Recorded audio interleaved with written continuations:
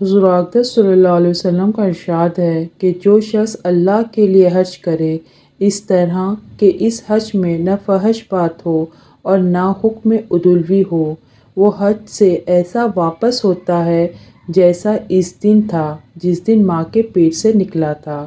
جب بچہ پیدا ہوتا ہے وہ معصوم ہوتا ہے، اس پر کوئی گناہ، کوئی لغزش نہیں ہوتی۔ یہی اثر ہے اس حج کا جو اللہ کے واسطے کیا جائے۔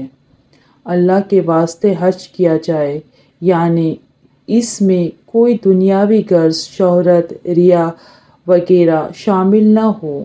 بہت سے لوگ شہرت اور عزت کی وجہ سے حج کرتے ہیں اور اتنا حج اور خرچ ثواب کے اعتبار سے بیکار ضائع کرتے ہیں۔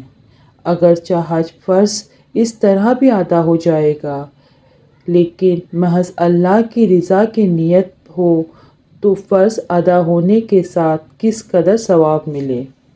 اتنی بڑی دولت کو محض چند لوگوں میں عزت کی نیت سے ضائع کر دینا کس قدر نقصان اور خسارے کی بات ہے۔